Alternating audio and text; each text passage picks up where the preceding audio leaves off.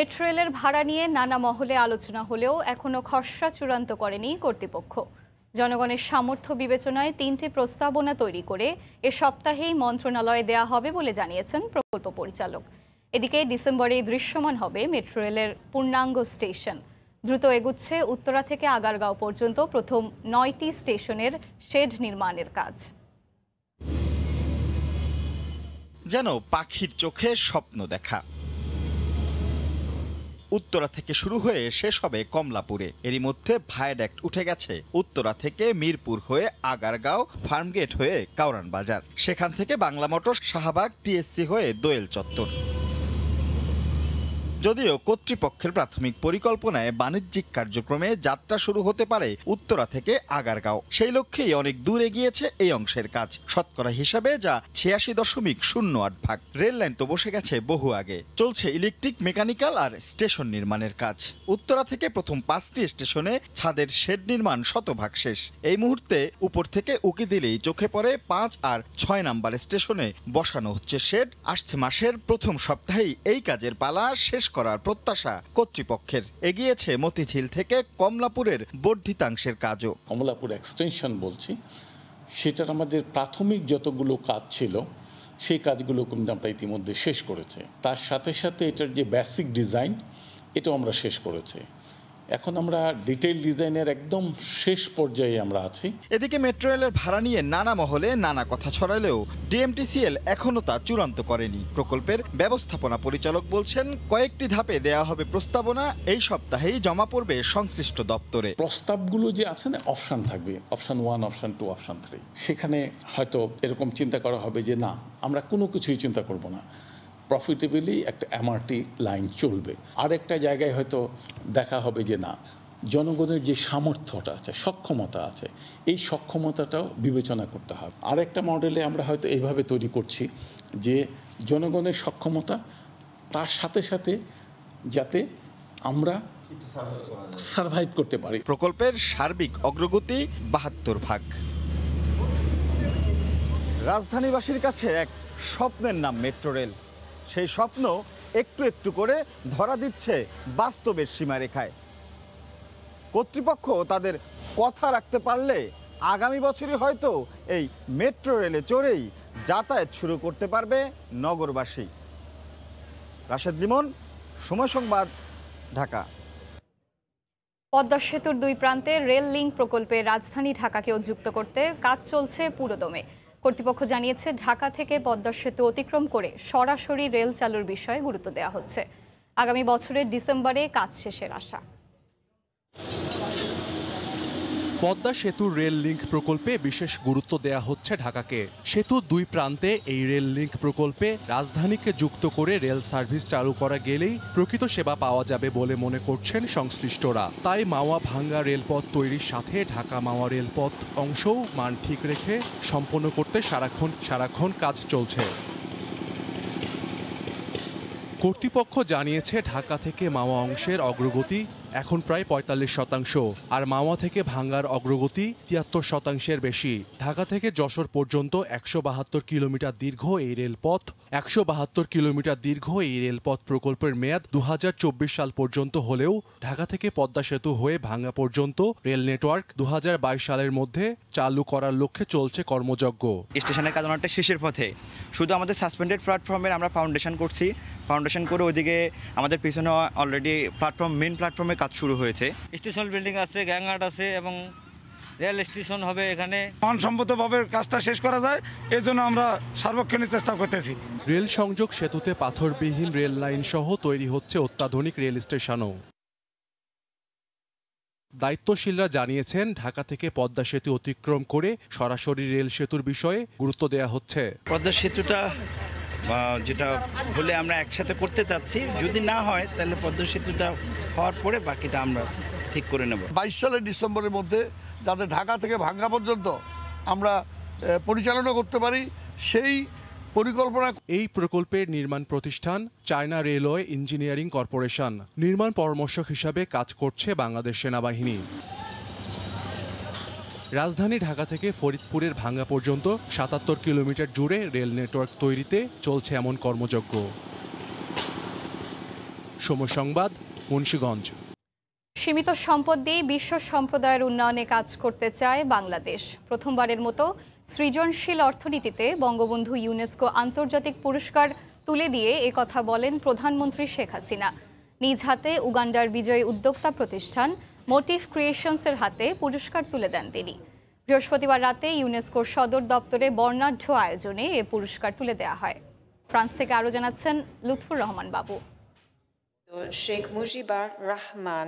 জাতির পিতার জন্মশতবার্ষিকী উপলক্ষে গেল বছর ইউনেস্কোর সঙ্গে যৌথভাবে বাংলাদেশ প্রবর্তন করে UNESCO Bangladesh Bangabandhu Sheikh Mujibur Rahman international prize for creative economy. জাতিসংঘের অন্যতম সংস্থা ইউনেস্কোর সদর দপ্তর প্যারিসে বৃহস্পতিবার রাতে ঘটা করে এই পুরস্কার বিতরণী অনুষ্ঠানের আয়োজন করা হয়, যেখানে উপস্থিত ছিলেন প্রধানমন্ত্রী শেখ হাসিনা ও তার ছোট বোন শেখ রেহানা। সৃজনশীল অর্থনীতিতে বিশেষ অবদানের জন্য প্রথমবার বিশ্বের ৬৯টি প্রতিষ্ঠানের মধ্য থেকে এই পুরস্কার জিতে নেয় উগান্ডার উদ্যোক্তা প্রতিষ্ঠান মোটিভ ক্রিয়েশনস লিমিটেড। বিজয়ীর কাছে নিজ হাতে এই আন্তর্জাতিক পুরস্কার তুলে দেন বঙ্গবন্ধু কন্যা। অনুষ্ঠানে উপস্থিত ছিলেন ইউনেস্কো মহাসচিব অদ্রে অজুল সহ দেশ বিদেশের অন্তত কয়েকশো বিশিষ্টজন। প্রধানমন্ত্রী বলেন, এর মাধ্যমে ইউনেস্কোর সঙ্গে আবারও নতুন বন্ধনে জড়ালো বাংলাদেশ। আমরা এখন আমাদের সীমিত সামর্থ্য দিয়ে বিশ্ব সম্প্রদায়ের উন্নতির জন্য আর্থসামাজিক উন্নয়ন এবং প্রযুক্তিগত অগ্রগতিতে অবদান রাখতে চাই।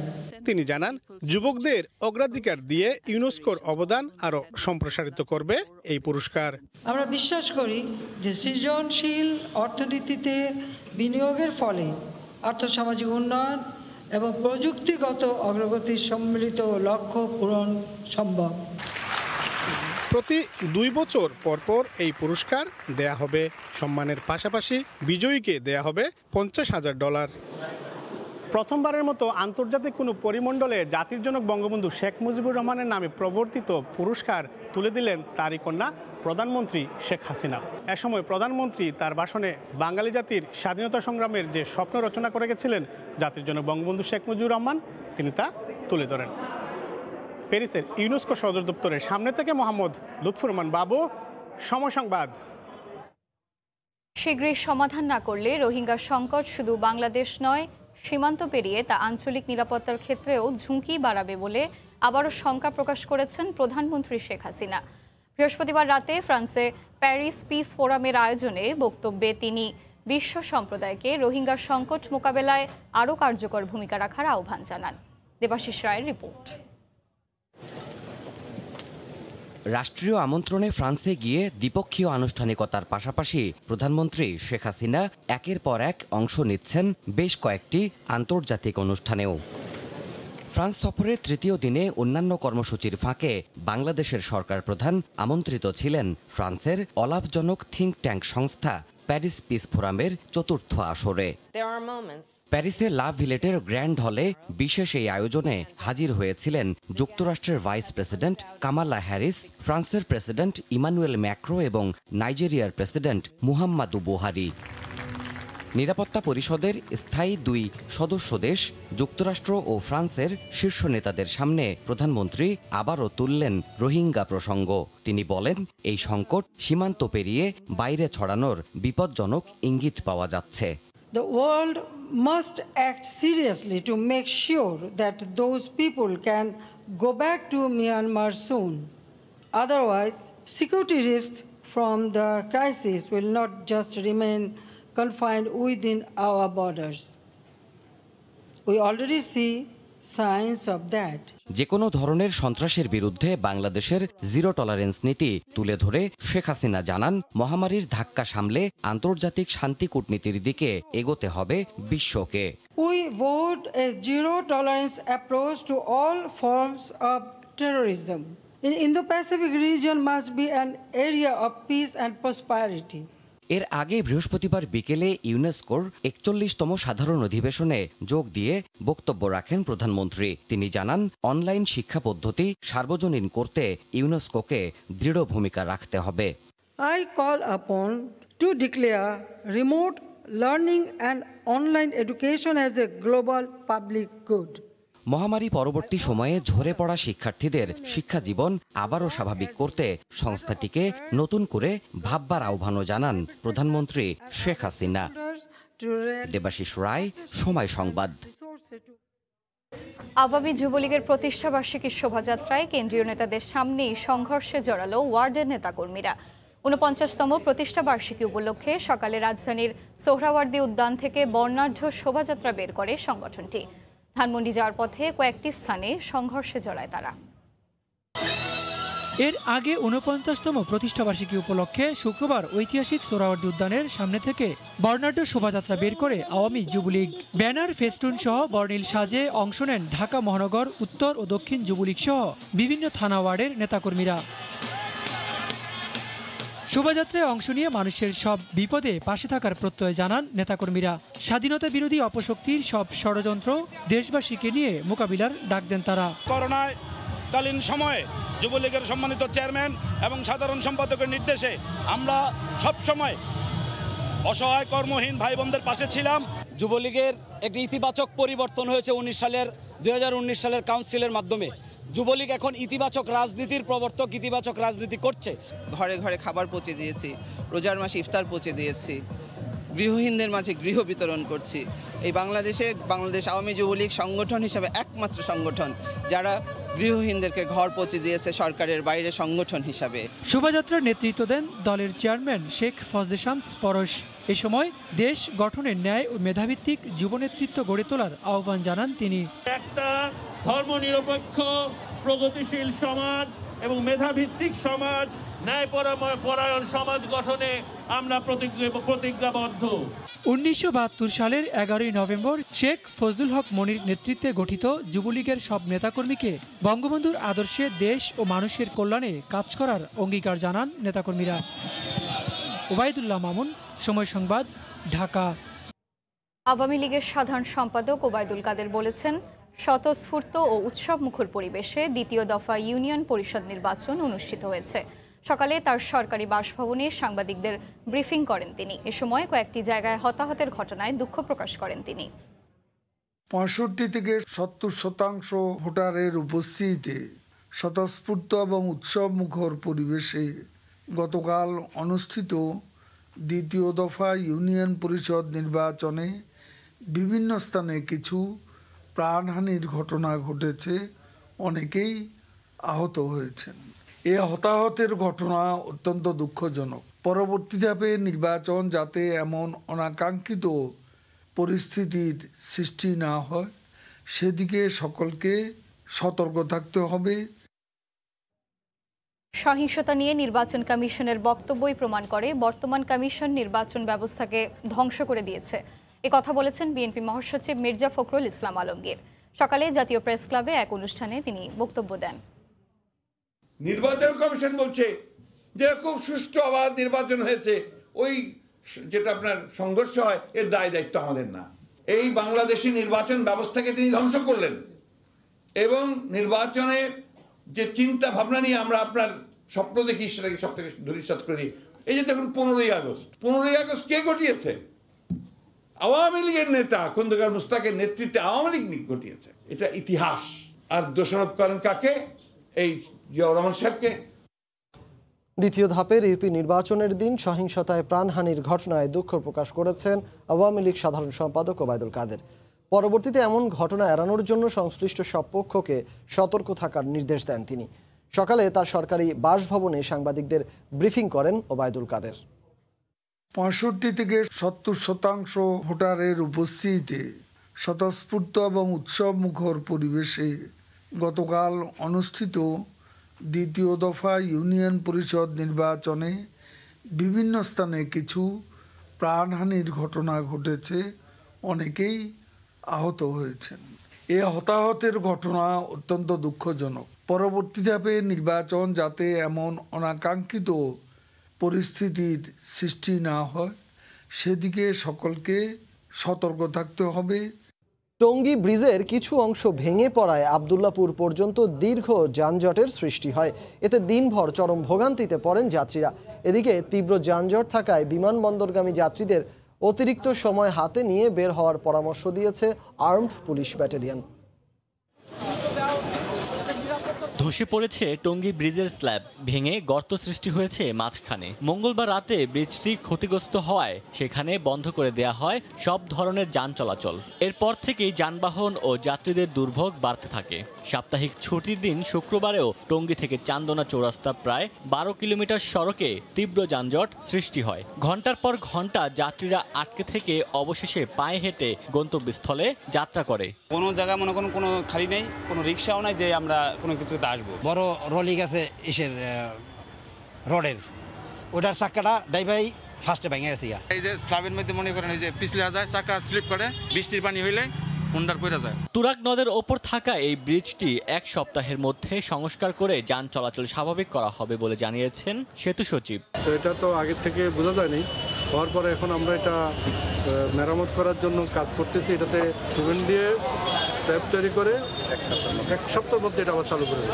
বর্তমান পরিস্থিতিতে গাজীপুর থেকে যেসব গাড়ি ঢাকায় প্রবেশ করবে সেগুলো টঙ্গী বেইলি ব্রিজ ব্যবহার করে ও ঢাকা থেকে বের হতে আব্দুল্লাহ থেকে কামারপাড়া সড়ক ব্যবহার করতে হবে। সময় সংবাদ, গাজীপুর। পর্যটন মৌসুমের শুরুতে সৈকত শহর কক্সবাজারে বাড়ছে পর্যটকের আগমন। সাপ্তাহিক ছুটির দিনে এই সংখ্যা বাড়ে কয়েক গুণ। এতে দারুণ খুশি সৈকত পাড়ের ব্যবসায়ীরা। কক্সবাজারে যোগাযোগ ব্যবস্থা ও নিরাপত্তা জোরদার করার দাবি পর্যটন সংশ্লিষ্টদের। আরও জানাচ্ছেন সুজাউদ্দিন রুবেল।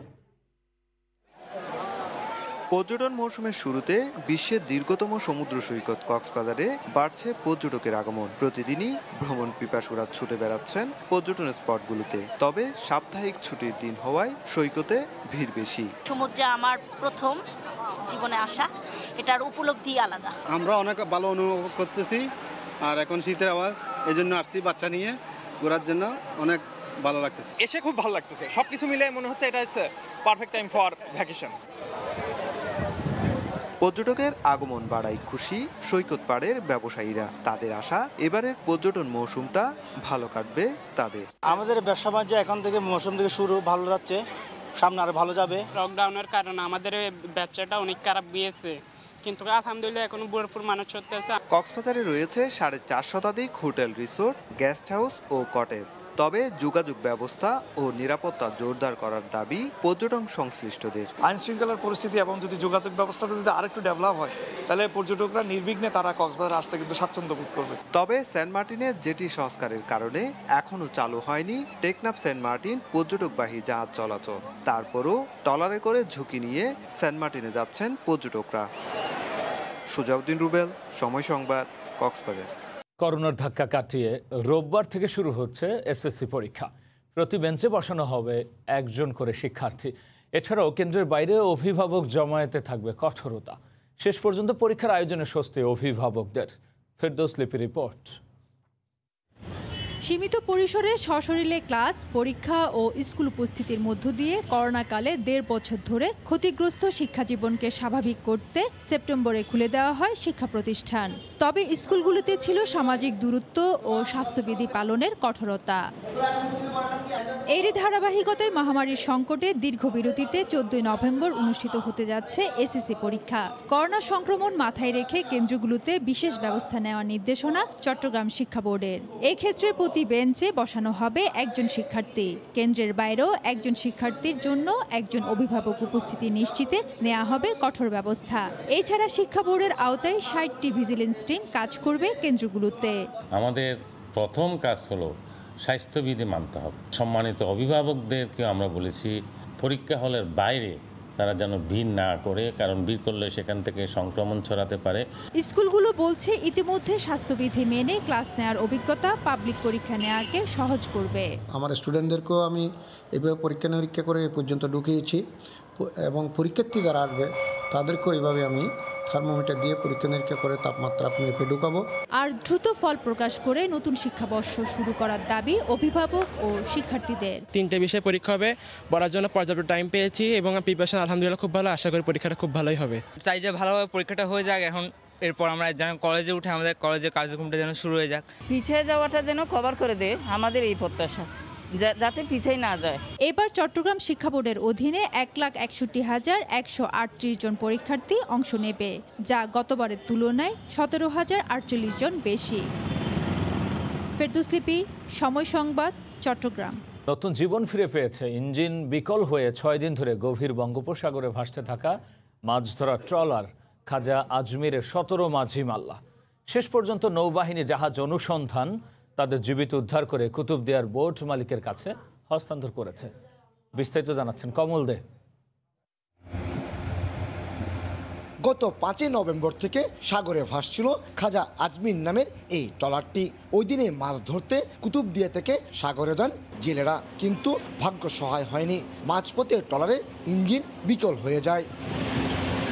সাগরে এই ধরনের ট্রলারের ইঞ্জিন বিকল হয়ে গেলে আর নিয়ন্ত্রণে থাকে না, তখন ঢেউর তোলে ভাসতে থাকে ট্রলার। আর ভাসতে ভাসতে খাজা আজমির ট্রলারটিও কক্সবাজার উপকূল থেকে অন্তত 80 নটিক্যাল মাইল দূরে চলে যায়। মোবাইল নেটওয়ার্ক না থাকায় উদ্ধারের সহায়তাও চাইতে পারছিলেন না বোটে থাকা 17 জন মাঝি মাল্লা।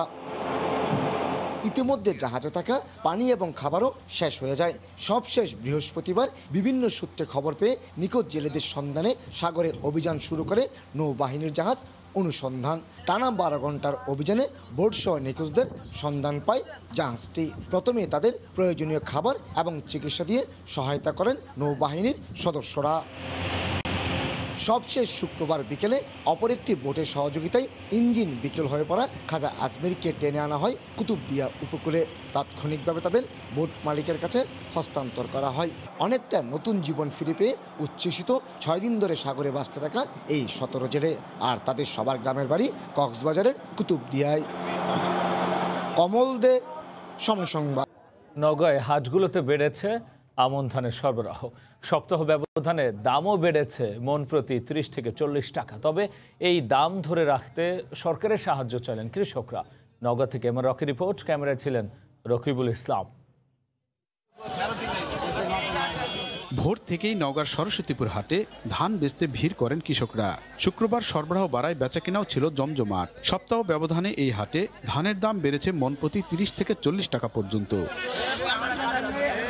তবে আমনের দাম কিছুটা বাড়লেও চিনি আতপের দাম কমেছে মন প্রতি 50 থেকে 60 টাকা। মৌসুমের শুরুতেই ধানের ভালো দাম পাওয়ায় খুশি কৃষকরা।